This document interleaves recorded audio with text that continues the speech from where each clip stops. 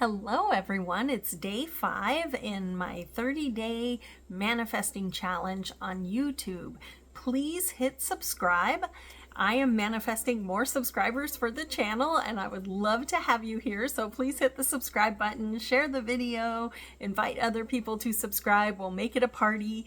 This week we have been working on our intention.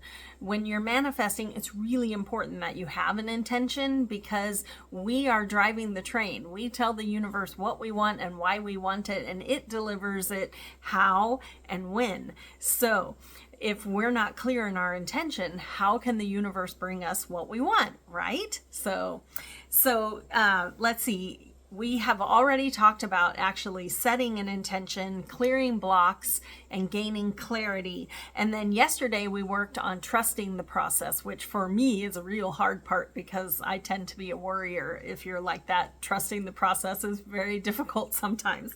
And today we are going to talk about the power of focused manifestation. So once you trust the process, all of it is energy, like attracts like.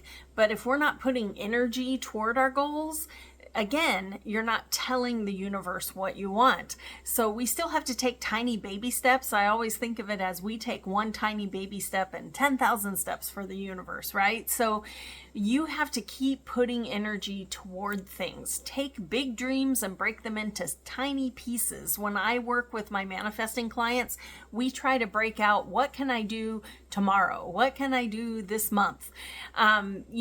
To move toward your goal. You don't have to force it. You don't have to make the goal happen. You just have to put energy in that direction. Does that make sense? I hope so. All right. So that's why our focus really matters. So what I thought would be fun is I have my practical tarot deck. This actually comes out in like 5 weeks. Oh my God. January 7th. There is a link down in the notes here on the video so you can pre-order. So pre-order your deck. And also the Practical Tarot Method book is coming out on January 7th also. So, woo! So anyway, the pre-order links are below. But I used my primary guide, Morgan. I use a pendulum for my primary guide. And that way, whenever I'm pulling cards for other people other than myself, I don't like my energy to be on them. So the pendulum just spins. And when it swings back and forth, I know that that is the card. So here was my intention. You're going to hear that word a lot because it's important. Whenever you pull tarot cards, always have an intention. Otherwise, you get answers. You don't know what the question is, so they don't mean anything, right? So be sure that you have an intention. So for this first card, my intention was to help us visualize clearly. So we're going to pull, I pulled a card that will emphasize, hopefully, Morgan pulled the cards. I haven't turned them over, so we'll see. But you always get the card you need. I promise, always. All right. But anyway, so I pulled a card to emphasize visualization. What can we do to help us visualize exactly what we want? Clear intention. Here we go. No, it is exactly the right card. The Star. So the Star card, this is a major arcana card, and it's all about navigating to your dreams. Hope. This is a card of hope. So you can see she's looking up at this big star. Imagine that these small stars are the tiny steps we were talking about to get to the big one. You know, old time navigators navigated by the stars, right? So write your map. Decide what do you want and what are some tiny steps that you can do to get there. Be very clear. So this is a great card for us to help focus on that, right? That's too funny. All right. That's probably the best card for that. All right. Oh my gosh. Okay. Next up, the second card is focus on action. How to take inspired action toward our dream. Let's see. This is a good one too. Okay, 4 of Wands. So Wands is the element of fire. This actually is taking action. and it goes in a cycle from ace to 10.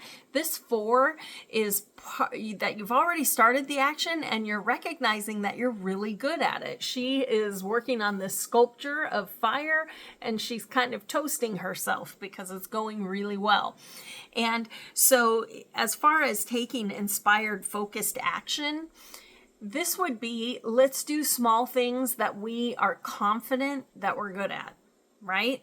That you know inside. So let's make an example. Let's say that your big dream is that you are going to publish a novel. And so you have pulled, for your visual clarity, maybe this is plotting your novel, right?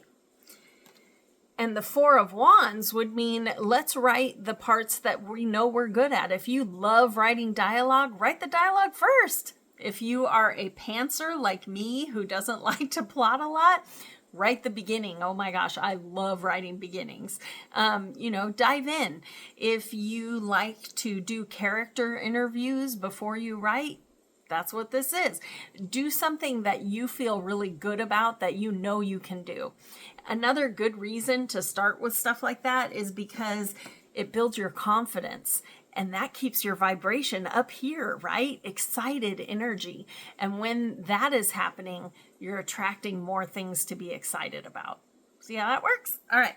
And then the third and final card that we drew is, how can we release and trust? And what I'm talking about is what we were talking about last night, where you just kind of surrender the outcome and trust, right? So we have told the universe what we want. We have taken some inspired action toward it, small baby steps. And now we release and trust. The Wheel of Fortune. So the Wheel of Fortune is halfway through the major arcana. And the Wheel of Fortune, people call it the good luck card because you can't lose. You can't pick a bad direction, right?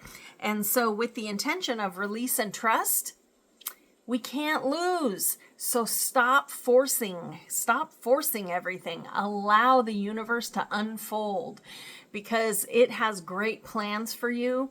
So see how she's meditating here at the circle? Maybe try some meditation, right? Do your small steps and then meditate on it. Send that energy out to the universe. All right? It makes a huge difference. All right.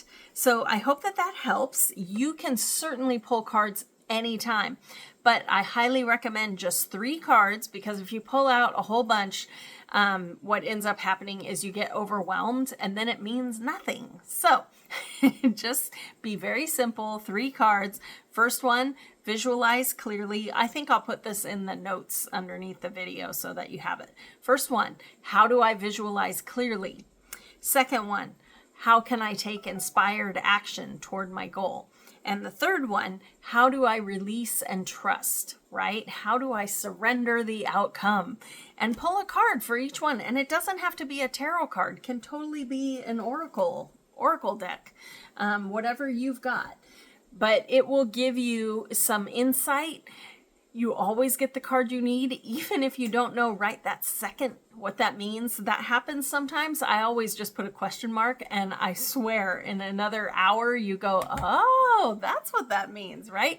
Because sometimes the card is a little inkling into the future, and so you don't know what it means yet, but you will. All right. So I hope that those help. What I would love is if you do pull cards for yourself, share them in the comments. Let us know how it went, what you discovered. If you have questions about what you drew, leave them in the comments. I love deciphering and trying to figure out what the universe is telling us. Tomorrow, we will be working on aligning our energy, being sure that we are all in alignment with what we really want. So don't miss it. And hopefully I will see you then for day 6. Thank you so much for subscribing. Don't forget to subscribe. And please share the video and tell other people to subscribe. That's what I'm manifesting. And if you will share what you're manifesting in the comments, I'll send good energy toward that too. All right. We're in this together. See you guys tomorrow. Bye.